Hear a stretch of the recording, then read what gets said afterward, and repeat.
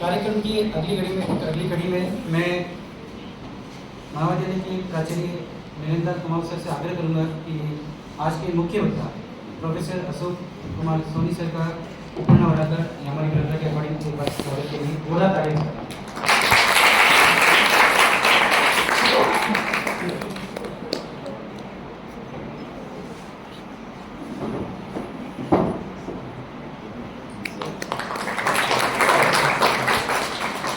स्वागत की अगली कड़ी में मैं आज के मुख्य अतिथि प्रोफेसर कुलदीप सिंह गहलोत जो कि जिला अध्यक्ष ABRSM राजसमंद है, उनके स्वागत के लिए प्रोफेसर मुकेश कुमार मेहता सर को आग्रह करूंगा कि इनका उपन्यास के स्वागत करें। जोड़ा ताली के साथ में इनके स्वागत।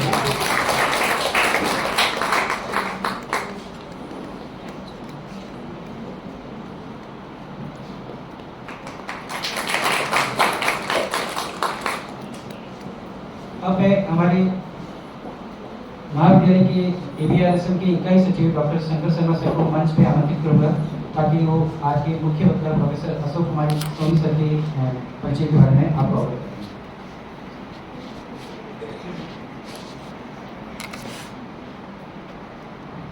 सरस्वती को नमन।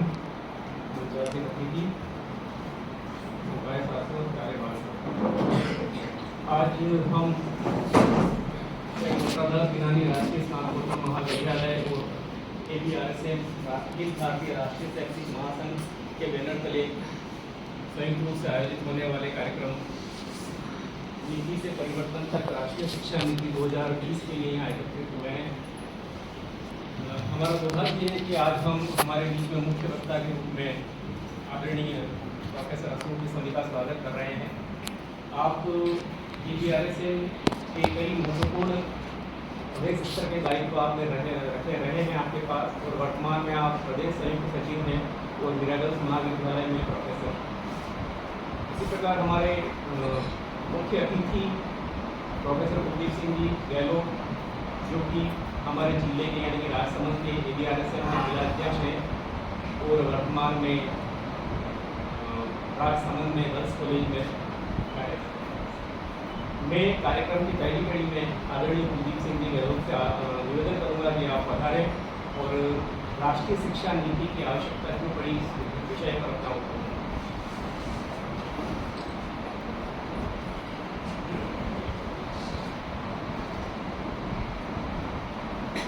माननीय अशोक जी भाई साहब, इस कॉलेज के प्राचार्य महोदय, सीधा अपन विषय पे आते हैं। राष्ट्रीय शिक्षा नीति की आवश्यकता। सबसे पहले अपने को जानकारी होनी चाहिए जब अंग्रेज आए तो हमारी शिक्षा क्या थी। मैकेले ने एक शिक्षा के सर्वे किया पूरे देश में घूमकर, और उसने ये पाया कि यहाँ के लोगों का स्वाभिमान इतना ऊंचा है कि यूरोपियों को वो तुच्छ मानते हैं। यहाँ के लोगों ने उनको संस्कृत सिखाने से मना कर दिया, तुम विदेशी हो, हम तुम्हें नहीं सकते। और जब कुछ सम्राट अशोक की जो ब्राह्मी लिपि है उसको पढ़ने के लिए लोगों को जरूरत पड़ी, हमें पढ़ना ही होगा उस स्क्रिप्ट को तोड़ने के लिए, तो एक अंग्रेज वैज्ञानिक ने किसी पंडित से खूब अनुनय विनय किया। तो उन्होंने एक तरीका निकाला कि पंडित अंदर बैठेगा, एक पर्दा होगा बीच में, आप दूसरी तरफ बैठो। इतना ऊंचा स्वाभिमान था। फिर उसने संस्कृत सीखी, फिर अशोक की लिपि को आइडेंटिफाई किया, फिर हम जान पाए, भूल चुके थे अशोक, सम्राट अशोक को भूल चुके थे। 15वीं शताब्दी आते आते अंग्रेज आए 16वीं शताब्दी में उसके बाद।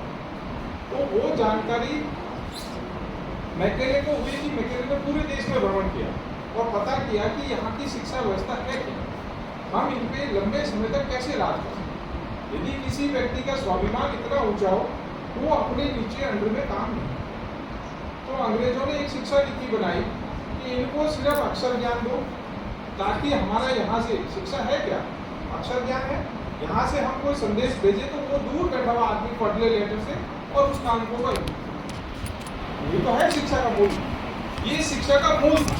बाद में धीमे धीमे शिक्षा का क्या हुआ कि खाली अक्षर ज्ञान है वही शिक्षा है, उससे कभी कोई काम नहीं हो सकता। ये अभी बेरोजगारी बढ़ रही है, इसी कारण से हमने MA कर लिया इतिहास में, हमें ये पता ही नहीं हमारे गाँव का इतिहास क्या, हमें पता ही नहीं राजसमंद का इतिहास क्या। तो नई शिक्षा नीति 86 तक यही चला 86 में भी एक शिक्षा नीति है, उसमें भी कुछ परिवर्तन नहीं हुआ। भारत आज़ाद होने के बाद भी शिक्षा नीति में आमूलचूल परिवर्तन होना चाहिए। कोई भी देश यदि दूसरे देश के से आज़ाद होता है तो वहाँ की जो शिक्षा व्यवस्था है, बच्चों को क्या पढ़ाना है, मॉरल स्टोरीज पढ़ानी है, उनका स्वाभिमान जगाना है। जो 200 साल अंग्रेज और उससे पहले दूसरे आक्रामकताओं के कारण 600-700 साल गुलाम रहे, 800 साल गुलाम रहे, तो हमारी सारी शिक्षा व्यवस्था बिगड़ी। सारी शिक्षा की जो सेंटर थे बड़े बड़े उनको जला दिया गया, सारी शिक्षा की पुस्तकें थी उनको जला दिया गया। इवन उन्होंने जो भी बची थी यहाँ से, अंग्रेज यहाँ से ले गए इंग्लैंड और अपनी बता के पर्सनालिटी कर दिया। अपने को ये होता है कि जैसे मैथमेटिक्स में मैं जानता हूँ साइन थीटा कॉस थीटा सबने पढ़े होंगे 10th 11th में। वो अंग्रेजों ने कहा हमने 16वीं शताब्दी में छापा, एक जर्नल में छाप दिया, यहाँ पढ़ा दिया 10th में कि ये इंग्लैंड में। जबकि भारत में उसको साइन को ज्या बोलजिया और टेन को ऐसे पहले से ही परिभाषित है। जो ये ट्रिग्नोमेट्री है वो सिर्फ क्या है, खाली एक 90 डिग्री एंगल के राइट एंगल ट्राइंगल के लाइंस के जो है रेशियो के आधार पर आता है। और जबकि हमारे यहाँ एक स्फेरिकल ट्रिग्नोमेट्री और थी जिसका अभी तक भी नहीं पढ़ा है। उसके कारण हम ये गणना कर पाए, हमारी गणना इतनी सटीक थी कि सूरज हमारे से कितना दूर है, ये हमारे ग्रंथों में लिखा हुआ। मैंने पढ़ा भी था, वो ग्रंथ गायब हो गए लाइब्रेरी से। स्टूडेंट था जब पढ़ा, उसमें मॉडर्न मैथमेटिक्स की रिसर्च करनी होती है, तो मैंने उसका रेफरेंस लिख दिया। अब गया वापस जोधपुर में एक प्राच्य विद्यापीठ है, मैंने ये किताब, ये तो है ही नहीं सर, 20 साल पहले मैंने देखी ये किताब को, उसमें रेफरेंस नोट किया, उसमें 2-3 चीजें लेकिन इतनी मोटा ग्रंथ था, छोटी मोटी किताब है। तो एक तो प्रवृत्ति अपने में ये आ गई, लगातार हम 800 साल तक गुलाम रहे कि कोई भी जैसे लाइब्रेरी जैसी चीज़ है, बहुत ही इंपॉर्टेंट किताब है, बहुत अच्छी किताब है, तो हम चाहते हैं कि वो ज्ञान सारी मेरे पास आए, दूसरा मैं उसके रिसर्च करूँ। ये प्रवृत्ति हमारे में आ चुकी। इससे मुक्ति कैसे हो, ये भी नए शिक्षा नीति में आयोजन कि आपका जो है लाइब्रेरी है, लाइब्रेरी सबके लिए है। आपने किताब ज़्यादा से ज़्यादा फोटो कॉपी करा लो भाई, उस किताब को ले लेंगे। जैसे लाइब्रेरी में आपके यहाँ भी कुछ रही किताब होगी, मेरे जैसा होशियार शिक्षक जाएगा, 4 किताब ले लो, दूसरा नहीं देखते, फिर उसको क्या करेगा, दिल्ली होते समय मुझे कहेगा सर आपके 4 किताब क्यों लो, पैसा दो। अरे भाई उस समय 20 रुपये की किताब थी, और वो 2 लाख की है, हम 20 की जगह 40 रुपये भरते हो किताब। तो इस प्रवृत्ति से बाहर आना ही चाहिए, क्योंकि हमारा ज्ञान को क्या हुआ, मैंने किताब ले ली, मैं भी बुढ़ा होऊंगा, मैं मर गया, मेरे घर वालों ने रद्दी दी, लाइब्रेरी में होती रद्दी नहीं जाती, नया साइंस आता वो उसको पढ़ता, उसको ज्ञान अर्जन होता। तो ये सारी चीज़ें जैसे उस ग्रंथ में जो मैंने पढ़ा, उसमें उस समय 20-30 साल हो गए, उसमें ट्रिग्नोमेट्रिकल फंक्शन की भी डेफिनेशन दे रखी है भारतीय, और स्फेरिकल ट्रिग्नोमेट्री दे रखी है। फिर उसमें सूरज से रोशनी कितने टाइम में पहुंचती है, ये भी उसमें सटीक कैलकुलेशन दे रही थी। एक अजीब सा फॉर्मूला दे रखा था, वो मुझे समझ नहीं आया, मैथमेटिक्स होने के बाद भी नहीं समझ आया। मैंने कहा अभी मॉडर्न मैथमेटिक्स करूँ, मैंने PhD करना था, सर को पूछा ये रख दो बकवास। ये कंसेप्ट और नैरेटिव कैसे सेट हुआ, जो हमने एजुकेशन में पढ़ा है वो तो मानेंगे, हम आर्ग्यूमेंट क्यों करते हैं, जो हमने पढ़ा है उसको हम सही माने। परंतु अब जाके हमें पता चला, मेरी 30 साल के अध्ययन के बाद पता चला कि जो हमको पढ़ाया गया था वो सारा ही खोटा था। हमको एक हमारे ऊपर राज करने के उद्देश्य से पढ़ाई की चीज़ थी, इसलिए हम किसी भी चीज़ को पढ़ लेते हैं, वही आपके सिलेबस में लिखा हुआ है, हल्दी घाटी में महाराणा प्रताप हार गए, वही मानोगे आप। आपसे मैं जिसके वो नहीं जीते, नहीं आपको पता नहीं सर इस किताब में लिखा, उस किताब के अलावा हमारा जो इतिहास लिखा गया, विशेषकर इतिहास में इतना बड़ा गड़बड़ झाला कर दिया, हमें हमारे इतिहास के मतलब ढूंढना पड़ रहा है कि क्या थे।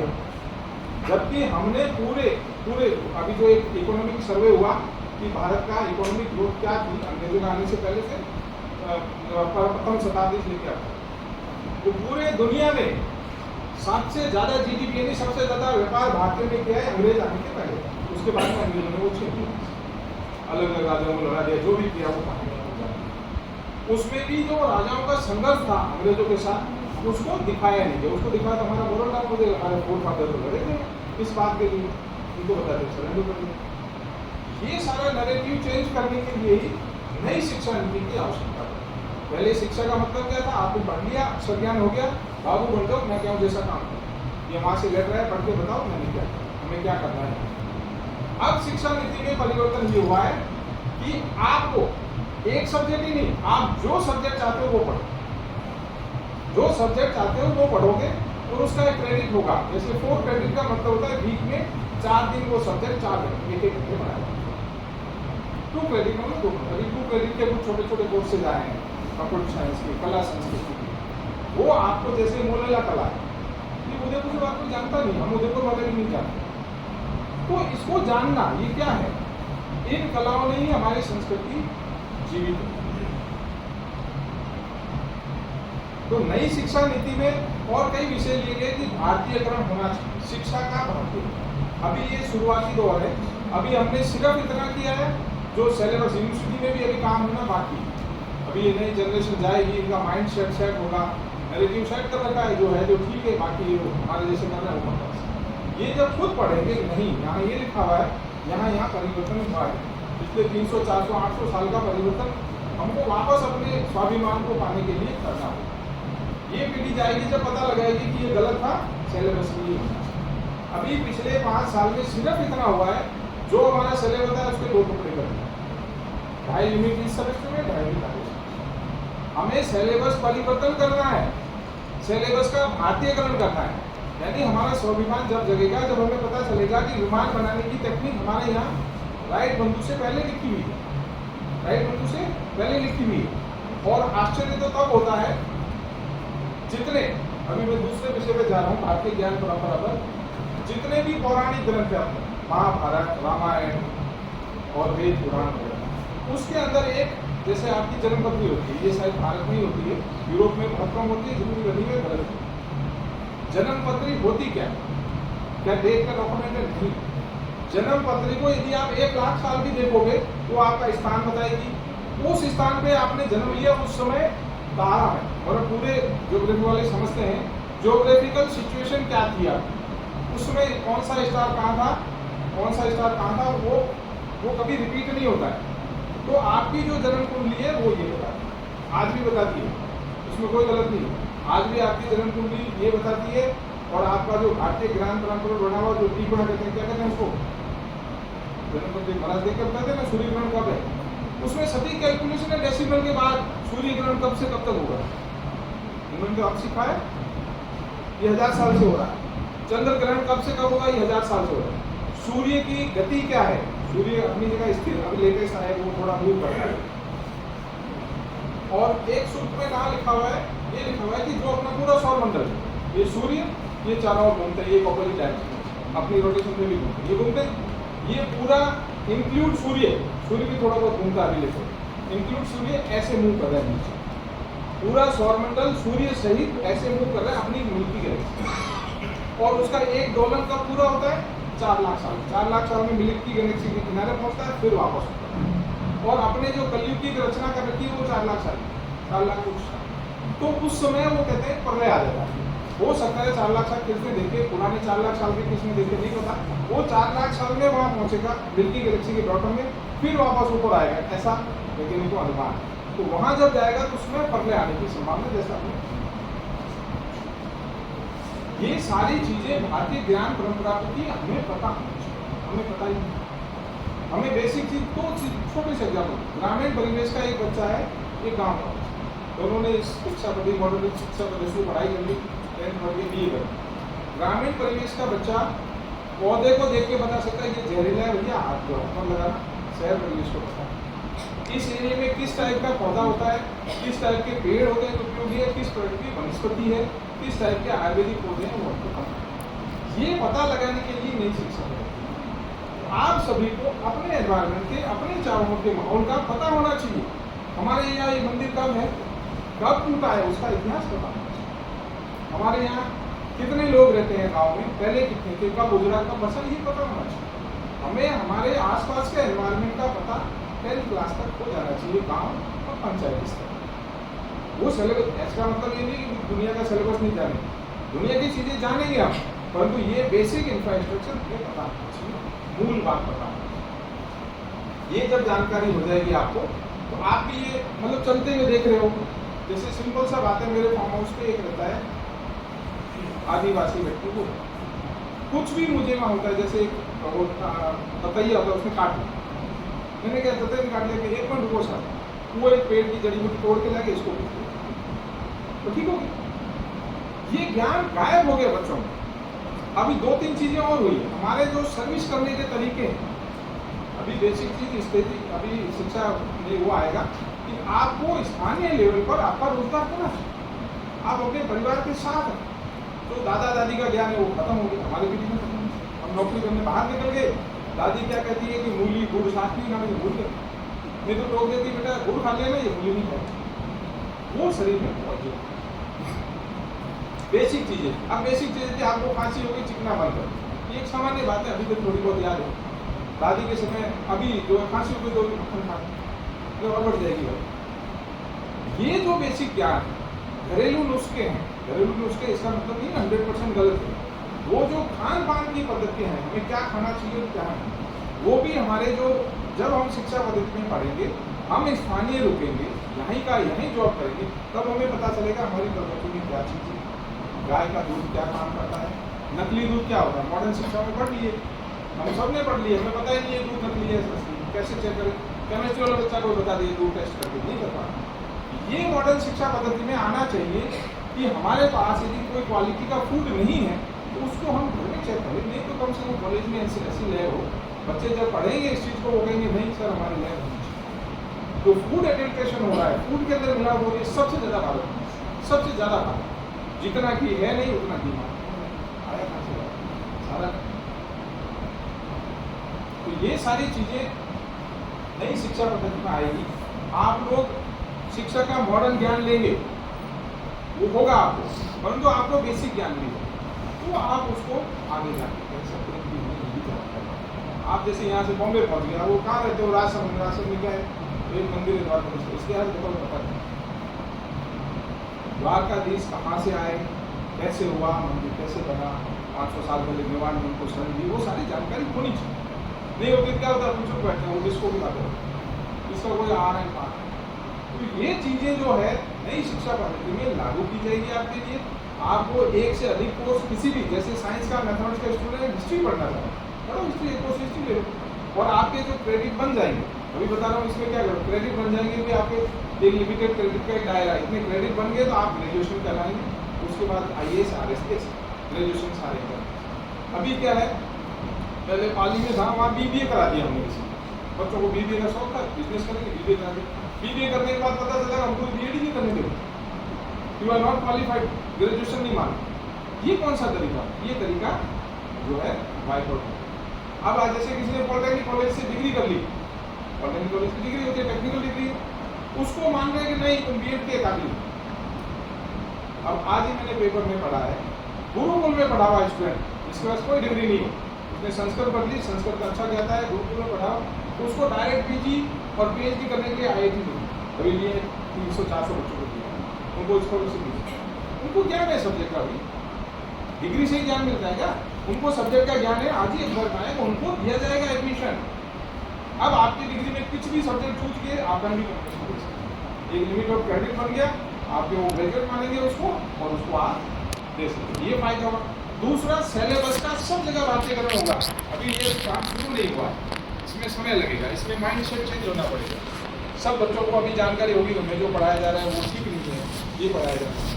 कौन सा ऐसा देश है जिसमें ये पढ़ाया जा रहा है कि इंग्लैंड के बाहर, मैंने इंग्लैंड से वो तो पढ़ा था, बाकी चीज़ें कंप्यूटर मान लें बाहर का आया, बाकी चीज़ें जो हमने इन्वेंट की वो तो हमको पढ़ाओ, वो नहीं पढ़ाया। चरक संहिता देख लो, उसमें जो औजार है वो 200-300 प्रकार के औजारों का वर्णन कर रखा है हमने, ये शल्य क्रिया में यहाँ काम आता है, उसको गायब कर दिया। क्योंकि आपको अभिमान देगा, स्वाभिमान से खड़े हो जाओगे, हमारे पास ये ज्ञान है। आयुर्वेद है, आयुर्वेद के बारे में अंग्रेजों को अपनी एलोपैथी की गोली चलानी थी, 100 साल तक उन्होंने आयुर्वेद की प्रैक्टिस पर, दवाई देने पर प्रतिबंध लगा दिया, बकायदा लेटर में। क्यों? उनकी दवाई नहीं बिक रही थी, लोग वैसे डॉक्टर खा के ठीक हो गए, हमारी दवाई कैसे? अब थोड़ा थोड़ा परिवर्तन हुआ है। एलोपैथी हॉस्पिटल के अंदर आपने नहीं देखा, हमने देखा परिवर्तन। हॉस्पिटल के अंदर एक आयुर्वेद का हॉस्पिटल खुला है, अंदर एक आयुर्वेद का डॉक्टर बैठा है, आप जाके नर्सिंग कर सकते। ये सारी चीजें नई शिक्षा पद्धति के कारण शुरू होगी, जो हम 75 साल ही नहीं 875 साल से उसमें पिछड़ गए से कहीं हो गया था हमारा इतिहास, सब कुछ गड़बड़ सड़बड़ आता, कुछ था ही नहीं, कुछ लड़ा ही नहीं है। जबकि एक बताऊँ, यहाँ ही मेवाड़ थे, मेवाड़ के फाउंडर कौन है बताओ? हिस्ट्री के कोई भी नहीं है, बप्पा रावल। बप्पा रावल ने 7वीं शताब्दी में पहले राजे थे यहाँ चित्तौड़ में, उन्होंने सेटलमेंट किया था। उससे पहले कोई मौर्य थे, कोई चंद्रगुप्त मौर्य के वंशज थे। आज मौर्य अभी जैसे सब बच्चों को एक समस्या हुई है, किसी ग्रुप में जुड़े हुए अपने जाति के ग्रुप, उससे बाहर निकलो। जाति के ग्रुप का एक ढकोसला है तुम्हारे लिए। चंद्रगुप्त मौर्य थे, शासक थे देश के, वो आज किस जाति में आ गए? वो ऐसी में, उनको ऐसी का रिजर्वेशन मिलेगा। तो क्या राजा ऐसी के ही थे? ये चीज हमको नहीं पढ़ाई जाएगी। नहीं, ऐसी का राजा कैसे हो गया? तो पढ़ ऐसे। जैसे रामायण किसने लिखी? वाल्मीकि समाज कहाँ है? ऐसी बात है। तो हम उस रामायण को पूछते हैं, तो वाल्मीकि समाज को भी पूछो भाई, वो कौन सा खराब है?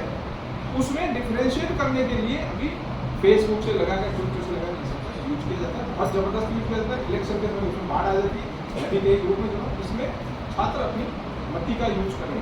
सब चीज़ों को आँख नीच के मानने की जरूरत नहीं है। यूट्यूब से लगाकर, फेसबुक से लगाकर, फेक बुक है सब कुछ 99% फेक न्यूज होती है, कुछ नहीं। इवन इलेक्ट्रॉनिक टीवी मीडिया जो न्यूज देता है, वो उनके बिगड़े बोल, अरे भाई तू कौन होता है बिगड़े बोले सुधर? उन्होंने क्या बोला ये बताओ, न्यूज समझ लो। अब जैसे आज एक आया कि गूगल ने अखबार की न्यूज देखा, गूगल को देखते हुए वैन खाई में गूगल ने खाई का रास्ता थोड़ी बताया था, आपके हाथ तो देखोगे। वो उसको न्यूज को हाइड करने के लिए गूगल देखते थे। अभी कितनी बड़ी झूठ है, अपन ने ये पकड़ा ही। तो इस चीज को पकड़ना चाहिए। और कई चीजें नई शिक्षा नीति में, क्रेडिट आ गया आपका, आपके कोर्स आ गए, कोर्स के अंदर इनोवेशन आ गया, उसके बाद आप इनोवेटिव तरीके से खुद काम करना सीखेंगे।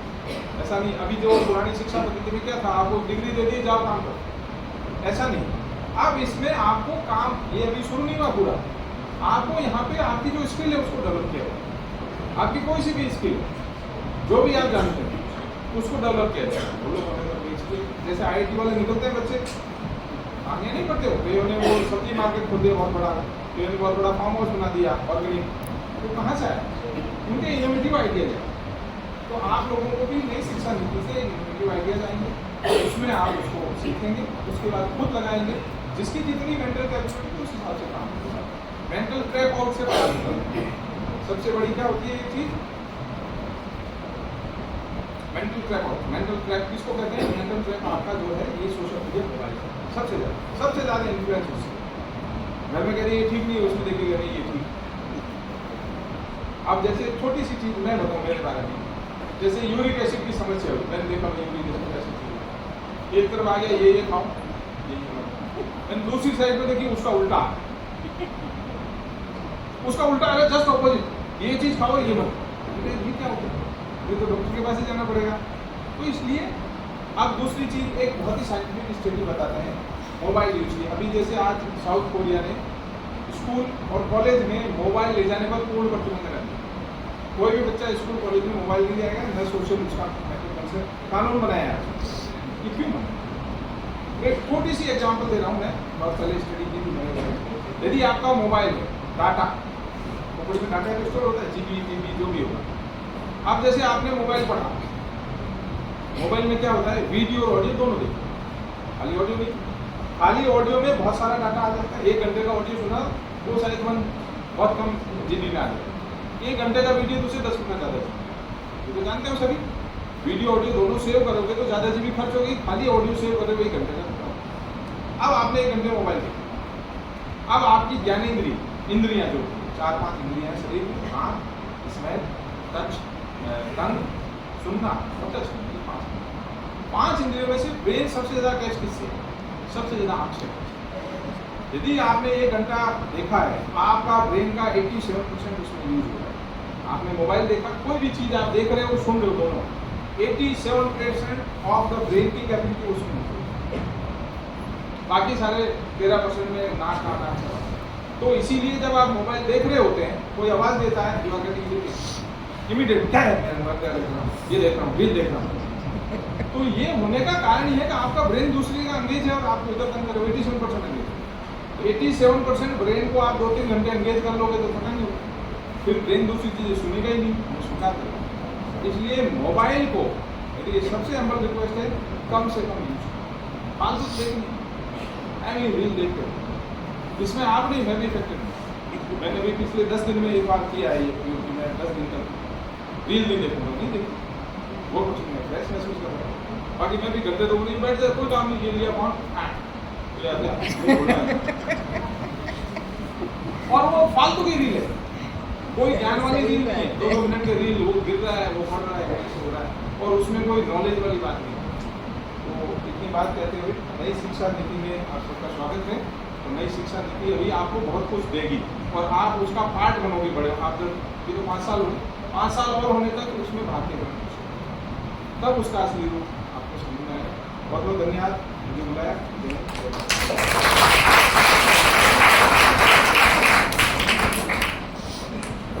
सर ने विभिन्न उदाहरणों और रियल लाइफ एप्लीकेशन के आधार पर नई शिक्षा नीति की आवश्यकता के ऊपर प्रकाश डाला। सर का बहुत बहुत आभार हमारे महाविद्यालय परिवार की तरफ से। अब मैं आज के मुख्य वक्ता प्रोफेसर अशोक कुमार सोनी सर को मंच पर आमंत्रित करता हूँ।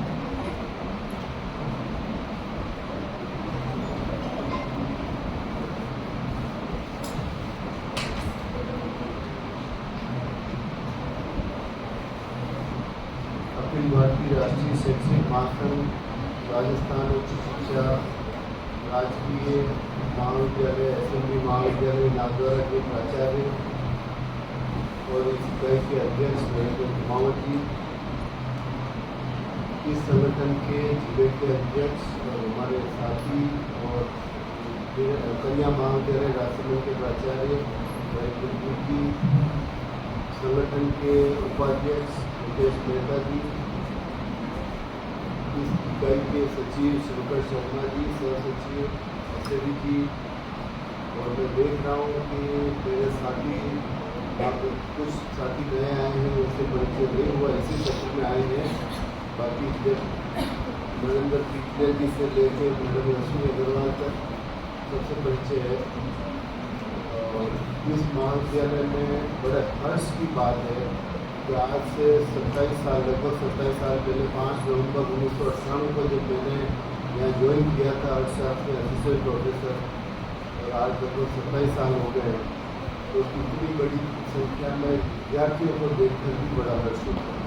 आज के समय में महाविद्यालयों में विद्यार्थियों की संख्या और ख़ास तौर से इस तरह के कार्यक्रमों में अभी मैं उनको ये समझ ही मुझे नहीं लगता कि उनको स्पष्ट मैं करूँगा कि आप उनको यहाँ क्यों बिठाए और क्या बात करना चाहते हैं। और मेरे सभी साथीगण, प्यारे विद्यार्थी,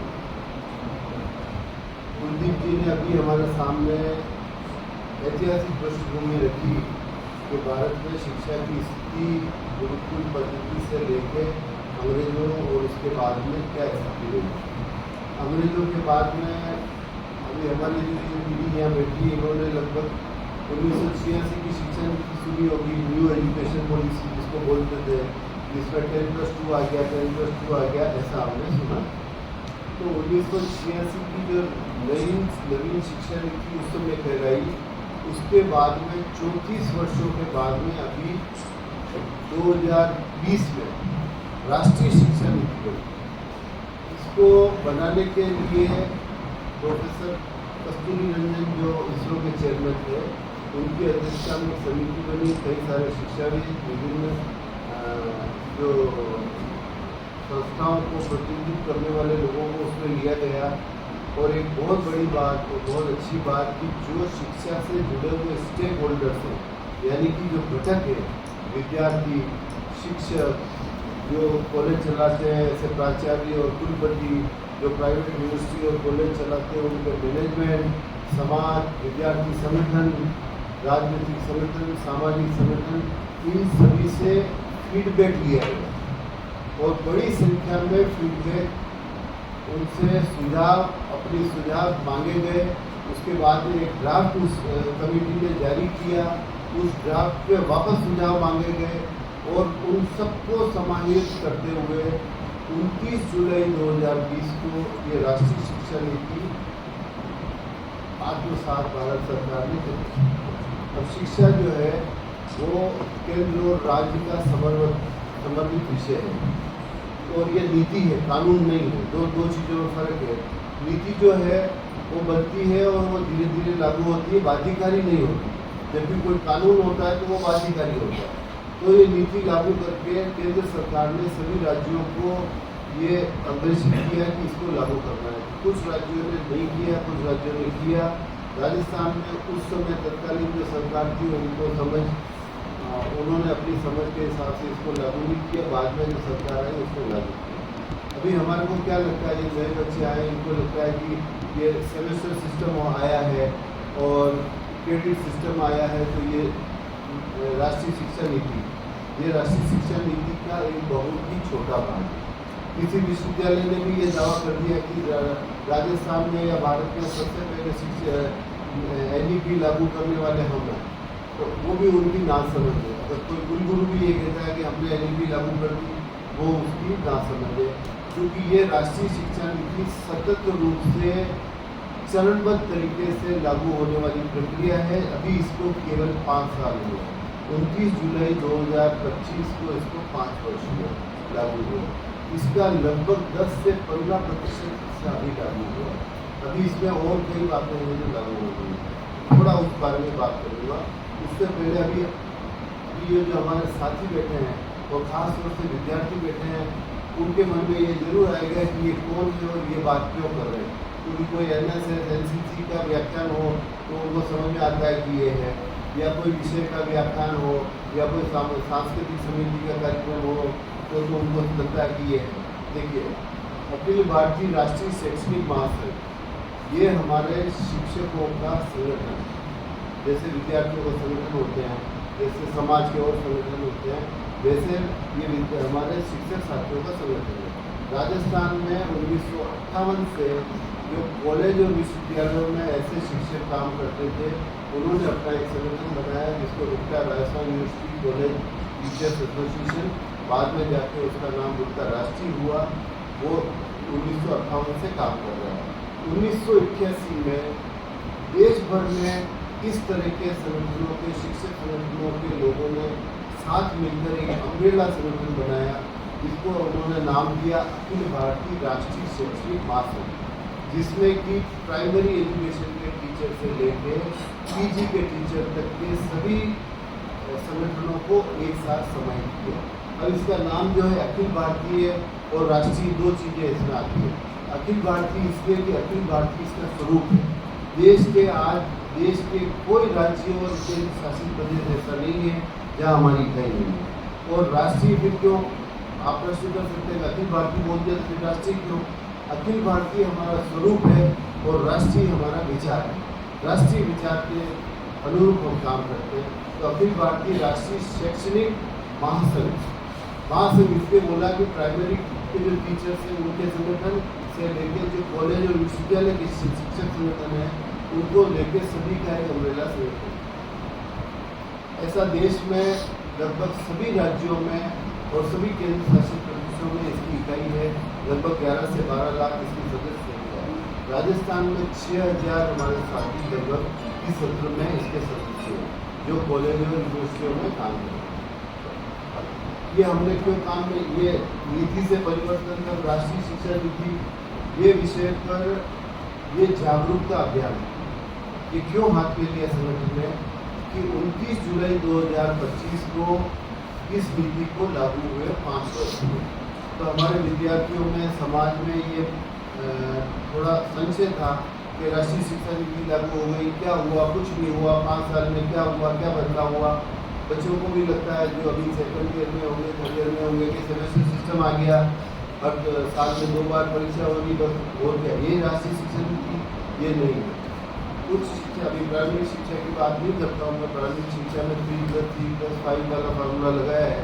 उच्च शिक्षा में इसमें मल्टीपल एंट्री और मल्टी डायमेंशनल एजुकेशन ऐसा भाव रखा गया कि आप फिजिक्स पढ़ने के साथ में इतिहास भी पढ़ सकें यदि आपकी रुचि है।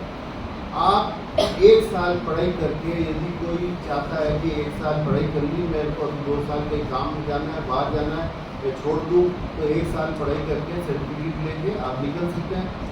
साल भर या 2 साल बाद वापस कॉलेज ज्वाइन कर सकते हैं। वो जो 1 साल की पढ़ाई करी वो पानी में नहीं जाएगी, वो क्रेडिट बैंक में आपके जमा है, फिर आप वापस कंटिन्यू कर सकते हैं। इस तरह की कई चीज़ें इस राष्ट्रीय शिक्षा नीति में है।